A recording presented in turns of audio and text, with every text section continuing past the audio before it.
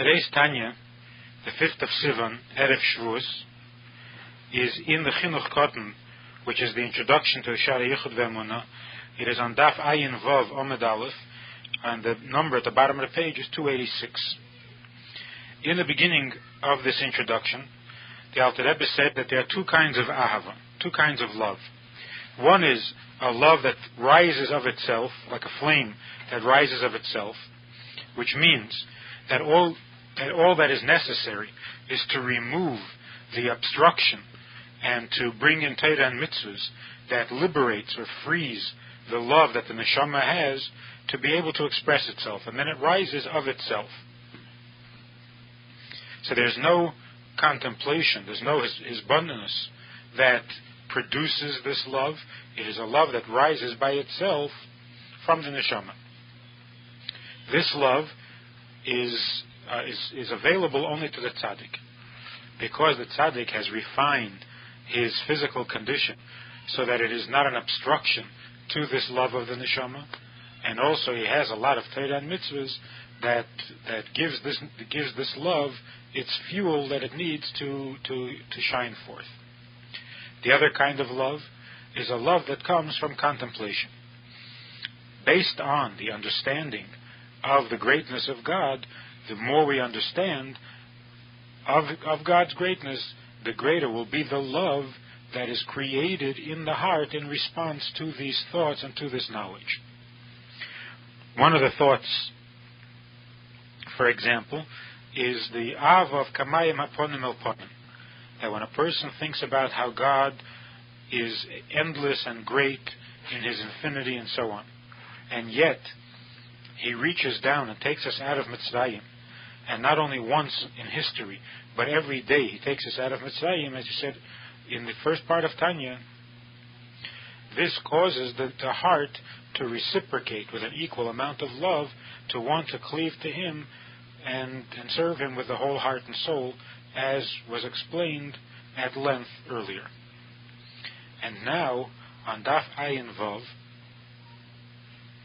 in the first column, in the right-hand column, 7 lines from the top at the period. V'hinei inyan ahavazu. It is the notion of this love, this level of love, that Ratzon Moshe Rabbeinu olav hasholem, that Moshe Rabbeinu wanted Lita belev kol Yisrael, to implant in the heart of every Jew, B'parsha v'ato Yisrael. When Moshe Rabbeinu said to them in the pasuk, Hein la Hashem elikecha hashamayim, that the heavens belong to God, and yet rak ba'avisecha choshak, etc., that God chose our fathers, our ancestors, not the heavens, but our ancestors, umaltem b'shivim nefesh v'yahavtem. So he describes there, first of all, that God is the master of all the worlds, and yet He chooses our ancestors, and He gives us godliness, removes the arla of our heart. And there were only 70 souls, and then we became many, and then the result is v'yahavta, and you will love God. And that is the reciprocal love, kamayim aponim el ponim. V'lochein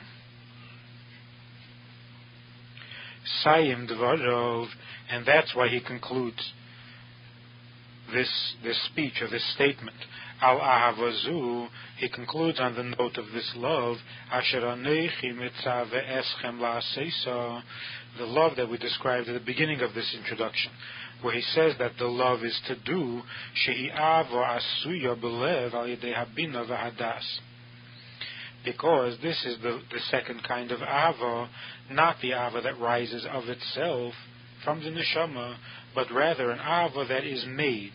You have to do the ava, because it is made from the bina and from the das that the person has in godliness. In those considerations, in those contemplations that arouse love, because there are contemplations that arouse fear, compassion, so on. So when in the bina and the das, the person understands and thinks about those subjects in God's greatness that arouse ahava, that's the ahava that is called la'aseisa, to do it or to make it.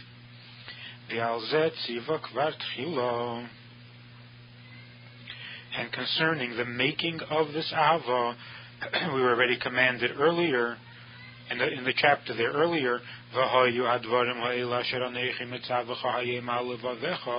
that these words that I tell you should be on your heart. Why? So that you can come to love God. So over there, earlier in that pasuk, the Torah tells us that we have to have these words, meaning to say the greatness of God, and these things should be on your heart in order that you should come to this ahava.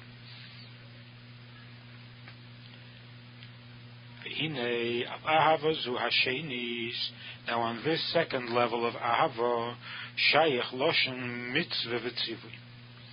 Earlier he had asked, how can you describe love as something that you do? We are told to do the love. So the question was, if you're talking about love, the term to describe it is not doing, but feeling. So we should be told to feel the love, not to do the love. And on this he explained that the reason the word doing is used is because it is distinguishing between a love that doesn't need to be done, doesn't need to be made, versus the love that does need to be made. So we're talking here specifically about an ahava, which is la'aseh, which we have to make through intellect and through understanding of God's greatness. And with this, the Alter Rebbe answers another question. Not only how we can describe this love as a doing, but how in general God can command love. How can you demand love when love is an emotion of the heart and can't be called forth on demand? So that's why he says here, that on this second level of love, you can have a commandment. On the first level of love, the love that rises of itself, so if it rises, it rises, and if not, not. You can't have a commandment. And although removing the obstacles is an activity that can be commanded, a person can be commanded to remove the obstacle, but then you can't describe it as the commandment to love. If you're saying that the commandment is to love, then there has to be something that you can do about the love. Whereas in this case of the love that rises of itself, there's nothing you can do about the love itself. There's something to do about removing the obstacles. Then the commandment shouldn't be to love, the commandment should be to be edel, to be refined, to not be coarse. And then the love will come of itself. But on the second level of love, the love that is made through contemplation, so you have two things. First of all, you can describe it as an act, something that we need to do. And that's what the commandment goes on. The commandment is to think about those things that create the ahava. And yet the mitzvah is not to think. The mitzvah is to love. Because the creation of that love, although it comes through the thinking, but by thinking you are creating love. So it's not like removing an obstacle and then the love comes of itself. Then you can't describe that love as the mitzvah, because there's nothing you can do about that love. And even though you're removing the obstacles, but then removing the obstacle should be the mitzvah, because the love comes without any input from you. So although it is the result of removing the obstacle, but it can't be described as the mitzvah that is given to you to do. Whereas on the second love, although it comes through contemplation, so it's an indirect activity, but the indirect activity affects the love, not only permits it. And therefore you are creating it, even though you're creating it indirectly. So the mitzvah is to create the love, not only to think good things. And so the love is the mitzvah. Tahainu, which means, how do we have a commandment? How can we demand love? It means that we are commanded that we should implant in our mind and in our heart those words and those ideas that arouse the love, But concerning the first level of love, shehi shall have this ha'eleme'eleha, which is the kind of a flame that rises of itself, lo shayich loshin tzivu mitzvah klal. Here we can't describe it as a commandment or as an instruction at all. V'lo not only this, Ella, what's more is shehi matan scharan shel tzadikim litei me'ein elam haba be'elam hazeh. Not only can't it be commanded because it rises of itself and therefore cannot be described as an instruction, as an order, that you are ordered to do this, since there's nothing you can do about it. Well, another thing is, the reason that it is not described as a commandment or a mitzvah is that in fact it isn't the mitzvah.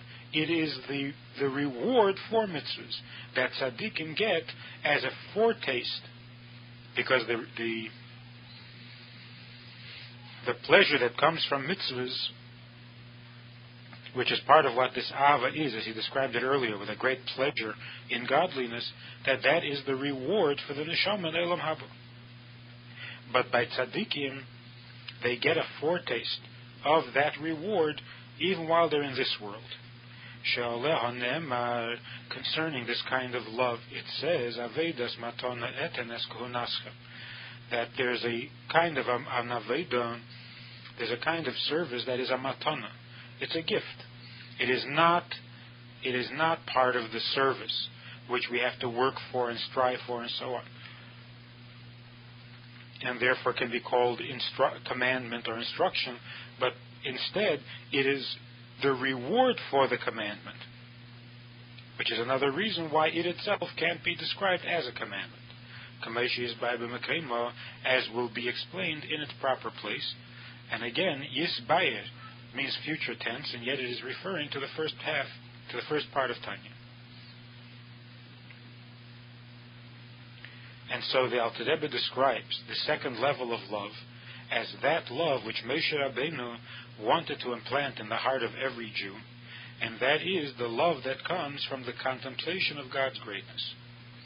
But in God's greatness there are many considerations, many aspects of God's greatness. So it has to be that kind of consideration, that kind of thought that produces ahava. And what is that?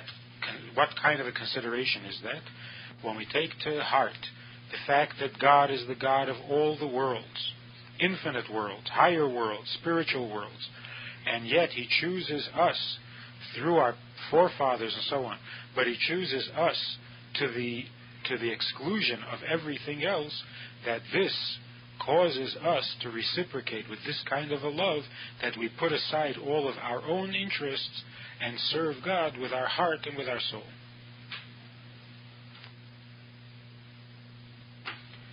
Today's Hayom Yom for the 5th of Sivan, Erev Chag HaShavuos, also the 49th day of the Omer.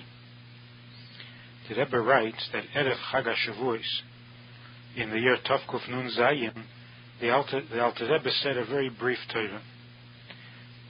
He said on the verse, V'kidashtem hayemu machar, that you should be holy, make yourself holy today and tomorrow, and then you should wash your garments. So Alter Rebbe said as follows, V'kidashtem hayemu machar zehu milmaylo. Making holy today and tomorrow, that comes from above. But washing your garments, that we have to do ourselves. That was the whole Torah.